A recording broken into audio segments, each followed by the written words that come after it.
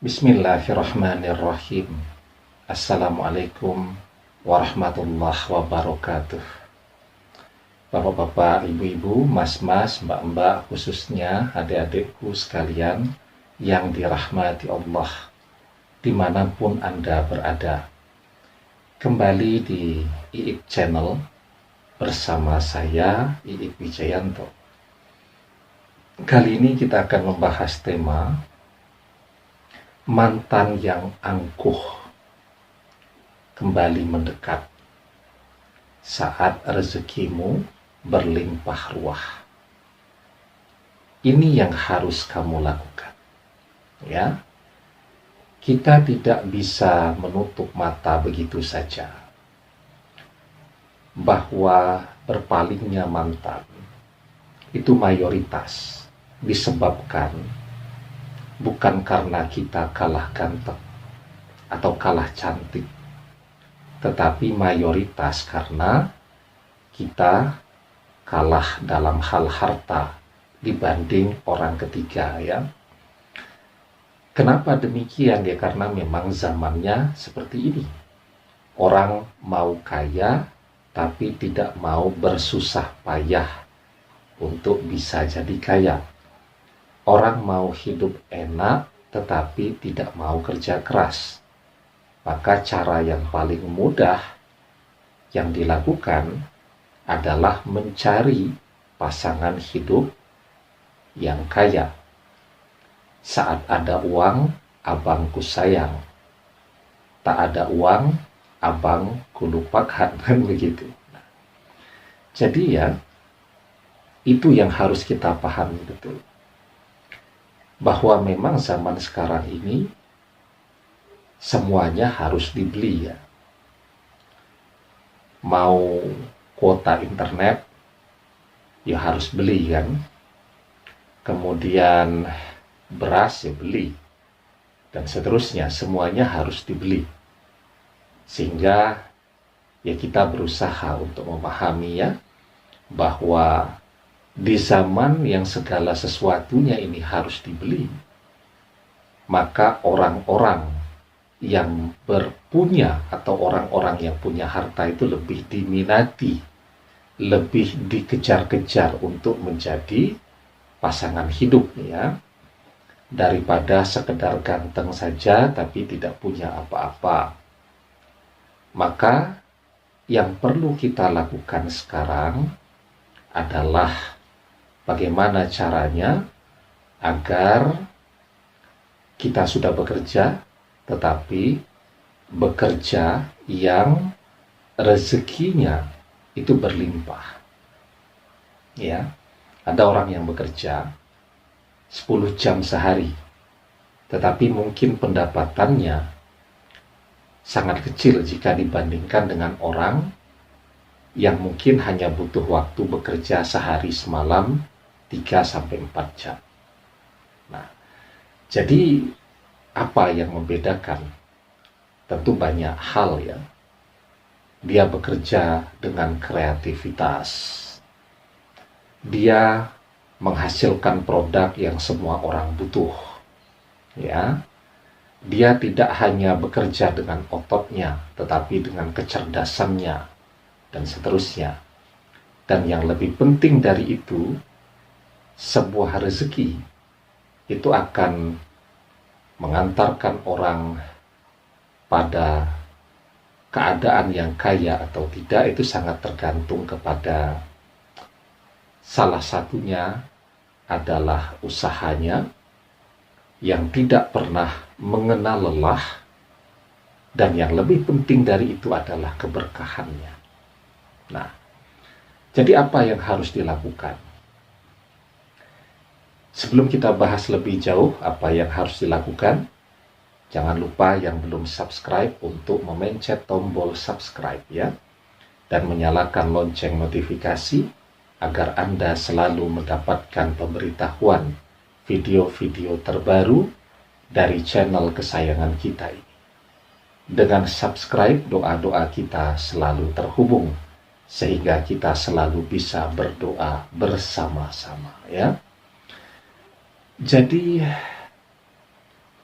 yang sering kita lupakan, meminta ampun kepada Allah. Karena kita merasa sudah bekerja, tetapi kok rezekinya belum seperti apa yang kita harapkan. Bekerja tetapi nilai uang atau harta yang kita dapatkan belum seperti apa yang kita harapkan. Itu karena banyaknya tumpukan dosa-dosa yang ada pada diri kita. Ya, jadi dosa itu ibaratnya kalau pipa paralon itu ya, yang terbuat dari besi, ya, atau dari plastik juga boleh deh. Itu kalau tandon airnya jarang dibersihkan kan, dari pompa itu nanti naik itu sering lumpur tuh, ya. Maka ketika dibiarkan, lumpurnya akan mengendap. Ketika lumpur itu mengendap, pernah lihat ya, nggak pernah dibuka tuh paralonnya kan. Kalau dibuka itu langsung lumpurnya keluar tuh. Kalau nggak pernah dibuka, lambat laun mengendap, sehingga ketika kerannya dibuka, itu air yang keluar sedikit. Kurang lebih ilustrasi dosa itu seperti itu. Dia akan mempersempit ya pintu rezeki itu.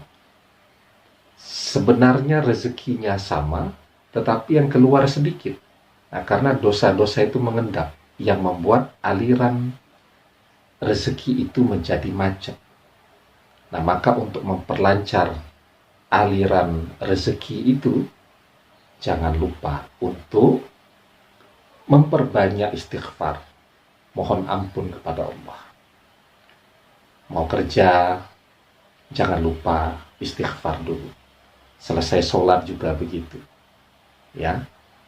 Apapun kegiatan yang mau kita lakukan, jangan lupa untuk memohon ampun terlebih dahulu kepada Allah.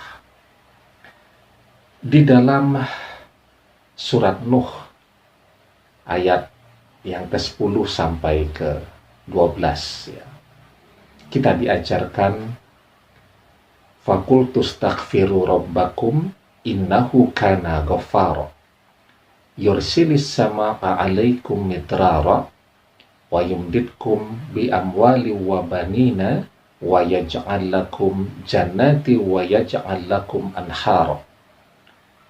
Aku, Nabi Nuh, mengatakan, beristighfarlah, mohon ampun kepada Rabb kalian, kepada Allah, karena Ia Maha Pengampun. Ia akan mengirimkan hujan yang melimpah melalui langit kepada kalian, dan Ia akan memberikan harta serta anak-anak kepada kalian, serta menumbuhkan kebun-kebun kalian dan mengalirkan sungai-sungai kalian.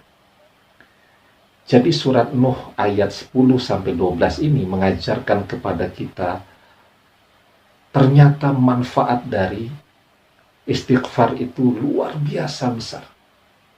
Ya. Allah akan turunkan hujan, artinya rezeki itu akan mengalir terus dari langit. Akan Allah berikan anak-anak, artinya akan Allah mudahkan jodohnya agar segera bisa mendapatkan memiliki anak-anak. Ya, kemudian Allah alirkan air di sungai-sungai. Allah tumbuhkan kebun-kebun kita, artinya usaha-usaha kita yang selama ininya kita sudah jungkir balik menekuni usaha tadi, tetapi hasilnya masih begitu-begitu saja. Ketika orang rajin beristighfar ya, maka usaha tadi akan tumbuh. Ya, nah karena itu perbanyak melakukan istighfar.